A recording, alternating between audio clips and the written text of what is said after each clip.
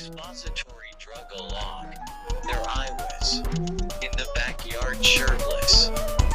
My pale chalky skin with its coarse black net of Mediterranean shag was skinning a body and disposition that could best be described as broken-hearted 70s grease trucker gone boss hog. Odd red marks, digs, gouges, pig marks, dried blood and fresh bruises from some recent oblivious and forgotten struggle made the anxious ether I was smoked stacking, slick with an impossibly dense dread of disgust. It filled the few people's lungs who were unfortunate enough to attend with pure hate, and mine with a confusing and intense defeat what's values were gradient directly into enthusiasm. Fuck you. Take the shot. Take the fucking shot. Fuck you, you pre-remedial simian shit-flinging dickless spunk-knuckled numbnuts. This is already an upsetting enough image. We're not quite settled into the twilight zone just yet though. The place where I was screaming, which was also the place where I was staying temporarily, was a repurposed nursing facility turned trap house. There was some knuckleheads and bruisers hanging round, hiding out, coming and going. There was a main room and two wings off either side with halls that could feel claustrophobic as a coffin or desolate as an abandoned silo with a cussed echo. Off each side was 3 or 4 rooms per wing. Each room seemed to be a cordoned-off burrow straight out of the Garden of Earthly Delights, or nightmares depending on the mood. The 16 demolition bags swinging chaotically, barely avoiding each other, always narrowly escaping catastrophe like a machine rig with washers, wood screws, and zip ties for one last heaven, making the most of the daylight.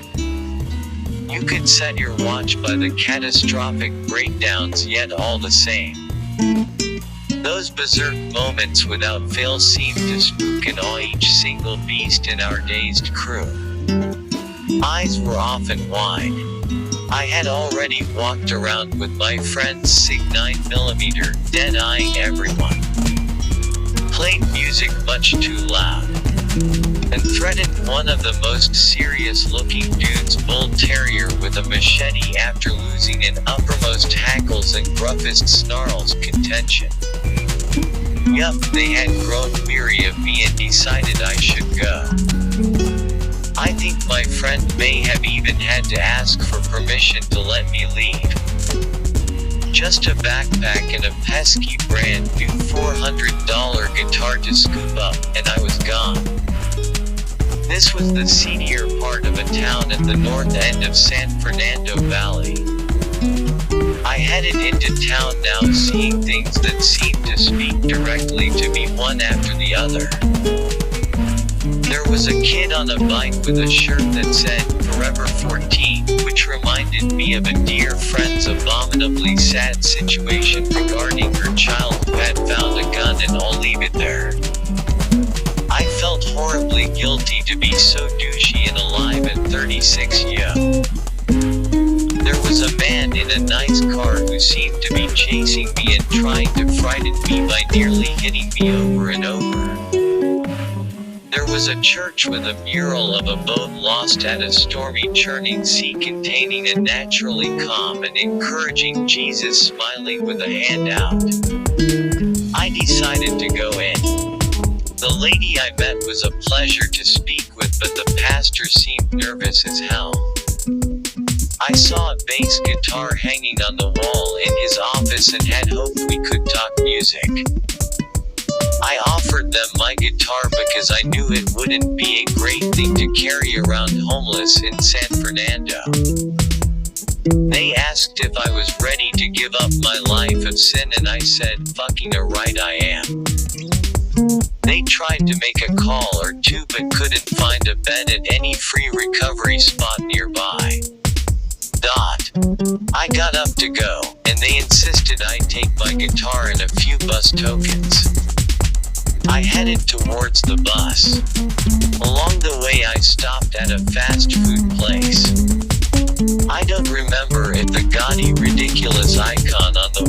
was a clown, a belle or a king, but they refused me water. Starting to feel a bit, I guess paranoid is a good word for it. I slowed my pace and finally took notice of my complete lack of equitable mental faculty and wherewithal, which were seeming more and more to be necessity rather than novelty. Those who have visited their darker realms will understand when I say paranoid doesn't quite cover it. It's less fearful. Maybe psychotic is the only word that covers it. It sure seemed like a psychosis. My next attempt at a normal move to make as a new member of this alien community was to take the bus. Where did it matter? Away.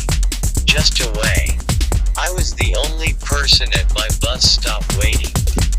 The bus pulled up 20 minutes late and I felt some type of relief. There would be air conditioning and it was late July in the valley. I would be going somewhere. Like people do. If it wasn't 100 degrees then it was close. I catch eye contact with the bus driver and smile as he pulls up. He smiles back. While maintaining goofy smiley eye contact, he opens the door for about half a second and closes it. I yell and hold up my tokens. He leaves. Now I've been told about persona non gratis from a relative. That in exile. I believe these things were from a long time past. At this point in my adventure I'm starting to get a cold haunted feeling like these relic traditions were happening to me.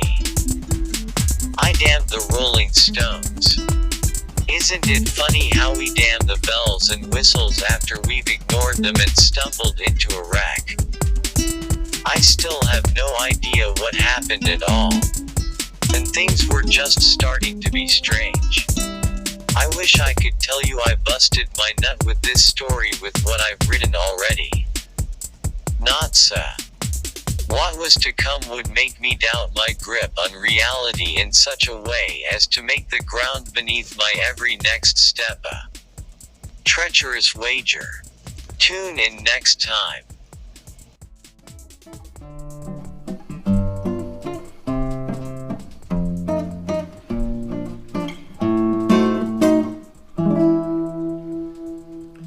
Children in gardens, lollipops and lace, all with red cheeks and smiles on their faces. So why did they run when the gate was unlocked, when the story at that time was the same as the plot? Was it bluebirds and butterflies, or was it a chance to reach out in hopes to enhance? Or was it after all just a way to explain why fences exist with padlocks and chains?